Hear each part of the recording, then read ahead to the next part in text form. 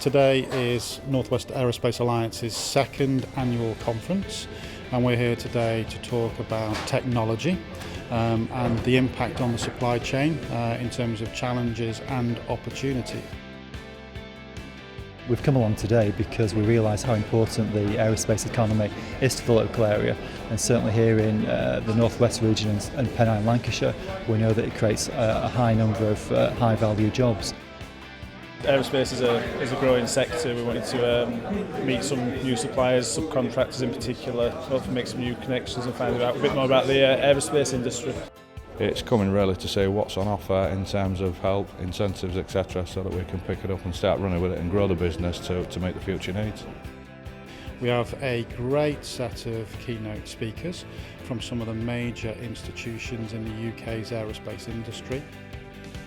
Over the next 20 years, we're expecting about 58,000 fixed-wing civil aircraft to be built. If you're a manufacturer, there's a big ramp-up going on. Productivity growth on average in firms that start exporting, and here's a number you should think about, is 34% in the first year of doing so. It's an astonishing growth in productivity. All we're trying to do is take the old method of subtractive for larger parts and more high value parts, blend it with the additive manufacture to get the best of both worlds. It's thinking about where technology is going within the manufacturing environment. It's no longer the way that we always used to do it. What is it we actually need to make a good supply chain operation and activity here in the UK, and then let's make sure that we understand how we go and do that, and through the Aerospace Growth Partnership make the difference through tools, techniques, support, etc.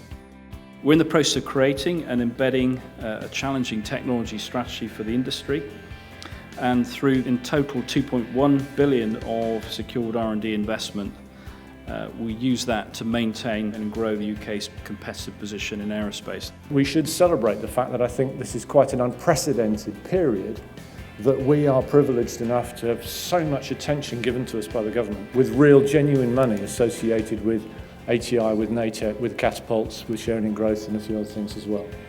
So the future looks good. Last year we already seen some of the smaller aerospace companies expressing concerns about capacity issues, the supply chain. While we should be celebrating the strong backlog of orders on the books, we should also give serious consideration to some of the capacity constraints and price pressures this is going to continue to exert. It's not just about competitive advantage, it does come down to repetitive advantage. We can't be complacent. We're very well placed, but we need to keep investing, keep driving forward in terms of technology that sets us ahead of the rest of the world.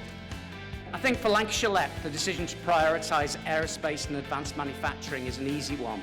Lancashire has the single largest concentration of aerospace production in the UK, employing almost 13,000 people. The speakers were very informative, and also all the regional funding that's available to smaller companies. Very worthwhile listening to what they had to say. We've got to be looking forward to opportunities and developments in the industry, and I think that some of the initiatives that have been discussed today are really addressing that. I think the general consensus from what I've picked up today is the sector is very buoyant. Having said that, we shouldn't be complacent. We should be looking at where are the opportunities, where are the challenges, preparing to meet those challenges, and effectively taking the opportunities that arise. We've seen that there's a market opportunity in excess of $5 trillion today, which is a fantastic business sector to be in. I'm confident that the organisations in this room understand what they've got to do with their businesses to take advantage of those global market opportunities and win some of that $5 trillion going forwards.